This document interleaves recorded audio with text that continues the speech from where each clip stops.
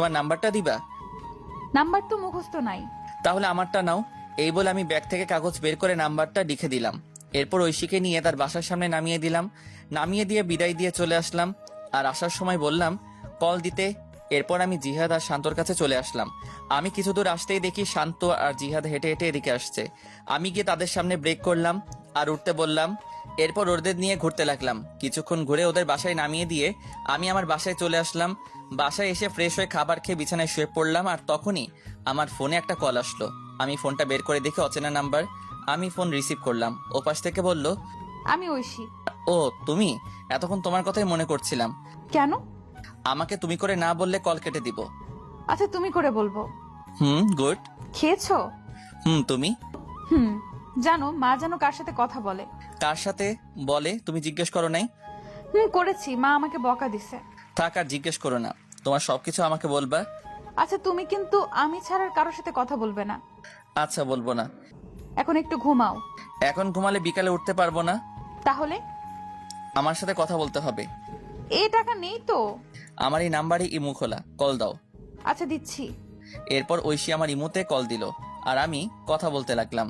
বিকাল পর্যন্ত কথা বললাম। মেয়েটা এত কথা বলতে পারে। এরপর বিকালে বের হলাম আর ফোন দিয়ে জিহাদ আর শান্তকে আসতে বললাম। আমি বের হলাম সাইকেল নিয়ে। তারপর জিহাদ আর শান্তকে নিয়ে ওদের বাসার সামনে আসলাম। আমি এসে কল দিলাম আর বললাম সাদে আসতে। একটু পর সাদে এসে কল দিল। আমি দূর থেকে দেখছি আর কথা বলছি। এইভাবে চলে একটা বছর। আমি এসএসসি দিলাম আর মোটামুটি ভালো রেজাল্ট করলাম। আর এখন ঐশী এখন আমাকে ছাড়া কিছু বুঝে না। কিন্তু এখনো পর্যন্ত ভালোবাসি কথা বললো না। আমি নতুন কলেজে ভর্তি হলাম, তিনজন একই কলেজে ভর্তি হলাম। আর আপুর একটা ছেলে হয়েছে আর ভাবিও প্রেগনেন্ট। এভাবে চলছিল দিনকাল।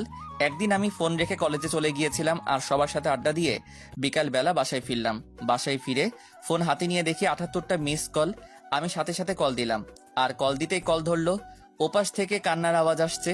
আমি বুঝতে পারলাম আমার পিচিটা কান্না করছে। এই তুমি আজকে স্কুলে আসলে না কেন? তোকে আমি সকালে কল দিয়েছি, ধরিস নাই কেন? আসলে ফোন রেখে কলেজে গিয়েছিলাম তাই। তোর উপর রাগ করে স্কুলে যাইনি। সরি। এই কানে ধরছি, আর হবে না। কিন্তু ঐশী কান্না করছেই। এবারের মতো ক্ষমা করো।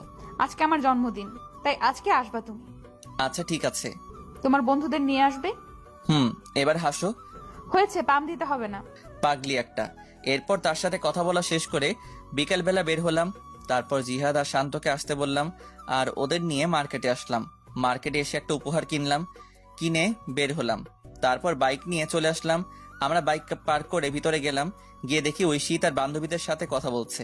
আমাদের আসতে দেখে আমাদের কাছে আসলো আর এসে বলতে লাগলো, এত দেরি হলো কেন? আসলে রাস্তায় অনেক জ্যাম। হয়েছে, আর বলতে হবে না, চলো ভেতরে যাই। চলো। এরপর আমরা ভিতরে গেলাম। ঐশী তার মা বাবার সাথে পরিচয় করিয়ে দিল। কিন্তু আমি ওর মায়ের সাথে কথা বলে তেমন ভালো মানুষ মনে হলো না, একটু অহংকারী। ওর বাবা অনেক ভালো মানুষ। আমাদের সাথে বেশ আড্ডা দিতে লাগলো। এইভাবে চলে গেল বেশ কিছুক্ষণ। তারপর কেক কাটা হলো। কেক কাটার পর ঐশী সবাইকে কেক খাইয়ে দিল। যখন আমার কাছে আসলো তখন কানের কাছে এসে বলল, এখন কেক খান, পরে আপনার কপালে মায়ের আছে। সকালেরটা ভুলিনি। না মানে। এরপর ঐশী আমাকে কেক খাইয়ে দিল। তারপর চলে গেল। তারপর আমরা খাওয়া দাওয়া করলাম। সবাই চলে যেতে লাগলো বিদায় দিয়ে। তাই আমরাও চলে যাওয়ার জন্য আঙ্কেলের কাছ থেকে বিদায় দিলাম। বিদায় দিয়ে ঐশীর কাছে আসলাম।